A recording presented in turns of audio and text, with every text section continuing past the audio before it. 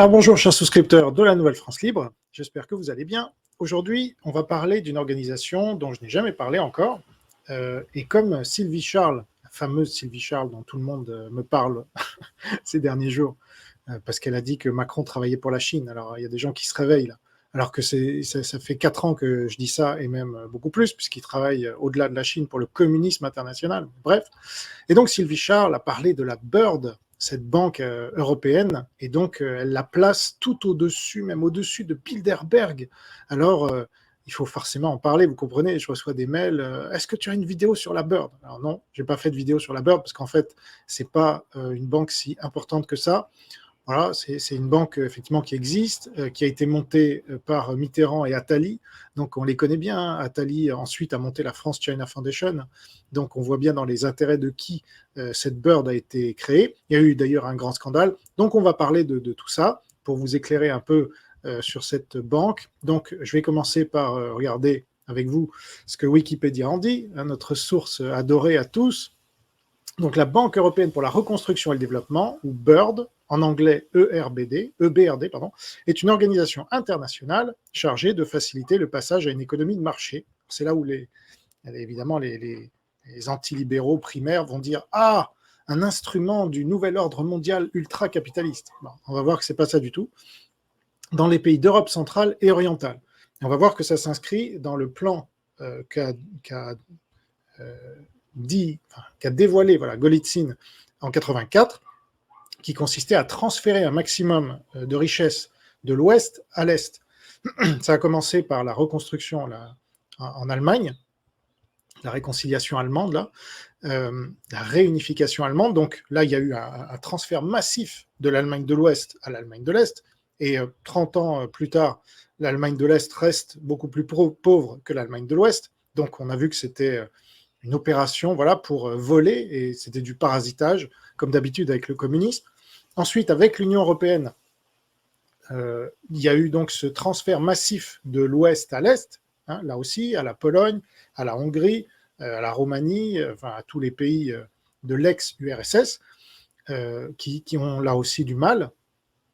Et puis, la BERD, qui, on va le voir, a joué un rôle là-dedans aussi. Donc, mais avant de voir ça dans le détail, il faut évidemment parler de l'essentiel, c'est-à-dire que Jacques Attali, son premier président, a été contraint de démissionner parce qu'il avait, on va dire, abusé de ses privilèges à la tête de cette organisation. Donc Jacques Attali est vraiment, c'est un peu comme BHL, c'est tous ces gens-là. Alors, c'est pas parce qu'ils sont juifs que je dis ça, évidemment, parce que là, tout de suite, les antisémites vont dire « Ah bah c'est normal, Attali est juif, et donc… » Mais non, ce sont des socialistes, c'est ça qu'il faut bien comprendre. Jacques Attali est pour un gouvernement mondial, non pas parce qu'il est juif, mais parce qu'il est socialiste. C'est ce que veulent tous les socialistes, tous les communistes, tous les trotskistes et marxistes de ce monde. Ils veulent un gouvernement mondial. Bon.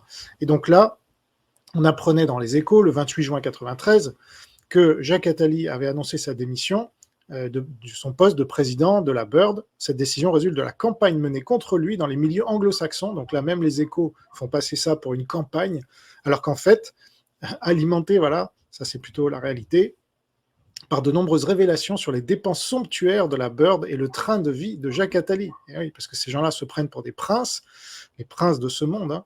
Et donc, voilà le problème. Alors, aujourd'hui, la BERD est dirigée par une autre Française, donc, ce qui montre que la France a une influence importante sur cette banque et pas l'inverse, parce que je ne sais pas si Sylvie Charles va jusqu'à dire que la BERD influence la France et l'oligarchie française. Bon, ça ne m'étonnerait pas.